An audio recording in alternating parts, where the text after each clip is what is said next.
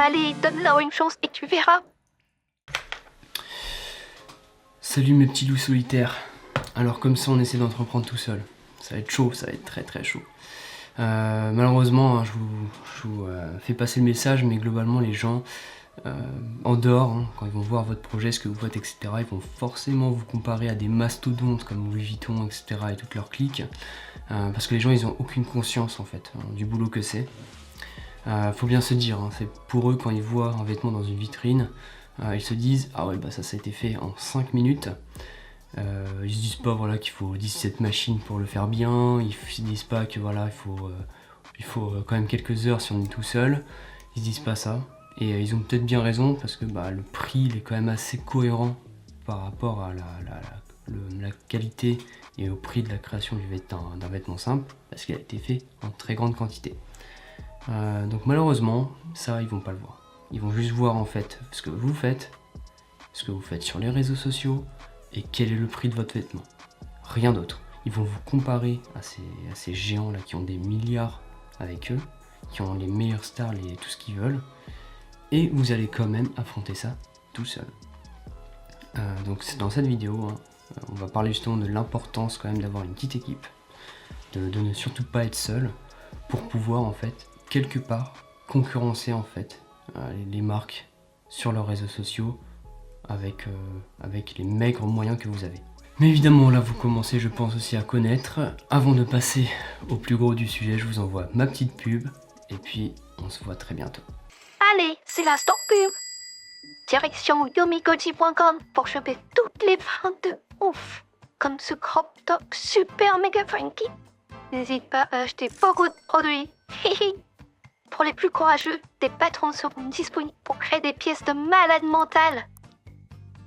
Pas besoin d'être un héros pour participer à nos concours sur Instagram. Likez et commentez pour remporter des fringues de folie. Oh là là les copains, l'horloge tourne. Allez, je me tire. Gros bisous les good kicks. Anecdote. Petite anecdote que j'ai eue en France il y a à peu près un an et demi, 2 ans. J'avais une sorte de... Je sais même pas comment on appelle ça, mais c'est... je crois que c'était un kyste, ouais, voilà, un kyste au niveau de la jambe gauche. C'était un truc qui avait grossi, mais en fait je crois pendant 15 ans, un truc comme ça. Et je sais pas ce qui s'était passé là où je bossais. Ça avait commencé, enfin ça grandissait de jour en jour, hein, mais très très peu. Mais ça avait atteint un niveau assez alarmant. Je crois que je m'étais cogné ou quelque chose comme ça. Donc je me rappelle, hein, ce jour-là, je pouvais pas marcher. Je me souviens très bien. Du coup, on a été chez le chirurgien, on l'a enlevé, tout s'est bien passé, etc. Et je me souviens, après, on a discuté. Enfin, il m'a demandé qu'est-ce que je faisais, etc., etc. Donc je lui ai dit bon bah voilà, bah je venais tout juste de finir mes études. J'étais juste quelques mois après les études, j'avais là un boulot de côté. Enfin, je venais de commencer sérieusement le projet. Et je me souviens du coup, je lui avais dit bah voilà que je suis créateur de mode et puis voilà que globalement là je bosse à côté, que je fais mon projet, etc. Bon et globalement il me dit ah ouais mais pourquoi, attends je te connais pas toi, t'es créateur de mode mais c'est bizarre, t'es pas connu, tu fais combien par mois, etc., etc., quoi. Donc faut quand même se dire que en fait les créateurs de mode ils ont certes c'est une sorte de statut, etc. Il faut avoir des thunes de malade et c'est vrai que en fait le mec directement hein, il était sérieux, hein, genre sorti d'école. Ah ouais mais pourquoi je te connais pas, pourquoi t'as pas une entreprise qui pèse des millions, des milliards, etc., etc. Donc après je lui explique.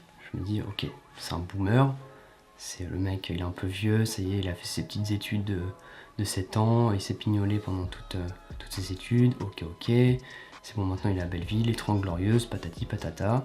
Donc je lui explique, ouais, mais en fait pour tout le monde peut être créateur de mode, mais voilà pour pouvoir en vivre, il faut avoir beaucoup d'argent.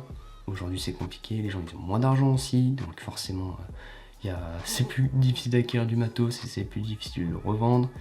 Voilà, et ça prend beaucoup de temps qu'on est tout seul. Le mec, globalement, il m'a pris pour un con, pour un bon à rien. J'étais en état de choc parce que je me suis dit que comment en fait on peut être comme ça avec, enfin si le mec comme ça avec tous ses patients ou avec ses assistants, ça doit être une horreur de travailler pour lui quoi. Surtout que lui par contre il y en avait des assistants, hein. Il avait la secrétaire, la personne qui s'occupe de l'accueil, etc. La personne qui s'occupe du ménage, la personne qui lui tient comme un assisté en fait ses ciseaux, hein, parce que voilà bah lui il a pas 3 mois, faut comprendre, donc faut qu'il y ait une personne qui tienne les ciseaux, faut qu'il y ait une personne qui tienne la lumière, faut qu'il y ait une personne qui fasse ça, faut qu'il y ait une personne qui fasse l'administratif. Et ça c'est voilà, c'est un grand problème, hein, c'est que en sortant de là, j'ai compris que malheureusement, le nombre de personnes qui peuvent comprendre ce que c'est qu'entreprendre, que de créer une entreprise quand t'es entre 2000 et 2024, ben, il y en a très peu quoi. Il y en a très peu parce que c'est vrai que même ceux qui pensent être au summum de l'humanité, hein, parce que c'est un peu le syndrome des docteurs, j'ai l'impression. Et bah, globalement même ces gens-là, hein, qui ont fait des études, qui ont bien bossé, si ils faisaient que apprendre en fait jour et nuit, etc. pendant 7 années, etc. Et bah, ils peuvent en fait être complètement à côté de la plaque, de plein de choses. Et ça c'est une petite anecdote que je vous raconte, qui globalement m'a un peu réveillé sur le fait que vraiment une haute probabilité que 99 personnes de mon entourage en fait vont pas comprendre en fait. Bon, ça sert à rien de leur parler. Ils comprendront pas en fait que je leur dis bah non là je gagne pas mais je suis en train de faire ça, que ça sera rentable mais seulement plus tard ou peut-être dans quelques années, etc. Ils comprennent pas. De toute façon toute leur vie c'était ils travaillent, ils font des études ou non, ils vont dans une entité, ils gagnent des sous tous les mois, etc. Et puis voilà. Ils savent pas c'est quoi de bien galérer, d'en chier, de créer de la valeur soi-même avec en étant seul, de tout gérer. Ils savent pas. Ils savent pas que il faut que tu gères en fait une quarantaine de métiers, ils ont aucune idée de ça. Au final après ce docteur il avait pas tort. En fait techniquement il m'a dit que voilà j'étais pas connu, que je gagnais pas des milliards, etc. Mais globalement si on pourrait le traduire avec une remarque plus intelligente et plus intéressante, c'est surtout ce qu'il a voulu dire. Ou en fait sa traduction c'était bah, en fait vous êtes seul quoi. Monsieur vous êtes créateur de mode mais vous êtes seul. Vous n'avez pas d'argent, vous êtes seul, comment allez-vous faire? Et c'est ça que j'en ai tiré, c'est pour ça que j'ai fait cette petite vidéo d'ailleurs, et c'est pour ça que j'ai fait cette chaîne aussi. C'est que il faut que je trouve des personnes, avec qui partager le projet, avec qui je pourrais faire des choses, avec qui je pourrais shooter, etc. Et puis c'est vrai que quand on divise le travail par 2, par 3, en fait c'est pas que vous avez 2 ou 3 fois moins de travail, c'est pas ça, c'est justement que en fait ce que vous faites, vous êtes plus efficace parce que vous vous occupez de moins de choses. Et ça c'est le plus dur, le début parce que là c'est... Comme je vous dis, une quarantaine de métiers à maîtriser, faut maîtriser tout Adobe, enfin maîtriser, faut être au moins bon ou être correct partout quoi. Et faut être bon dans Adobe, dans la couture, dans le shooting, dans la pub, dans le site building, assez bon dans les matières, dans l'artistique, il faut savoir faire ça, il faut avoir de l'argent, c'est très compliqué. Du coup, voilà, je vous souhaite bon courage et je vous insiste vraiment en fait à partager ce rêve avec quelqu'un d'autre. Voilà.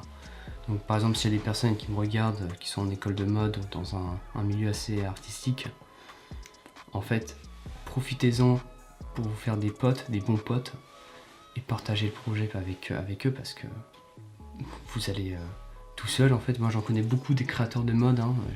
On a eu de toute façon une promo entière de créateurs de mode. Personne n'a continué à part moi je pense. Et enfin il y en a une mais elle est née dans une bonne famille quoi. Mais sinon tout le reste, c'est bien dommage, ils ont arrêté parce qu'ils sont tout seuls. Ils ont pas d'argent, c'est un calvaire pas possible. Et je suis persuadé franchement qu'ils auraient très bien pu se mettre par 2, par 3, par 4. Ils auraient pu choisir une bonne direction artistique.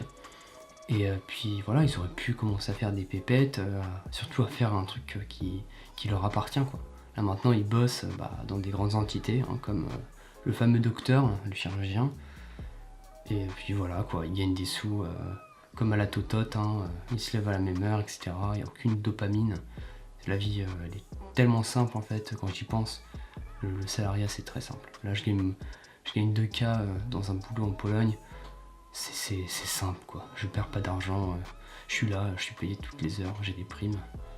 Il y a zéro challenge, c'est d'une simplicité. Il suffit juste de se lever, quoi. Il suffit juste de se lever, de rentrer. T'es en positif de 100 € par jour, quoi. Il n'y a aucun challenge. Donc bon, j'espère pas trop vous déprimer. Mais en tout cas, c'est très important, vraiment. Faites le nécessaire, essayez de pas être tout seul. Voilà, moi j'ai quand même un peu de renfort, j'ai ma soeur de temps en temps, bon, elle a fait ses études. Mais voilà quoi, c'est vrai que faites vraiment le maximum, ne soyez pas timide.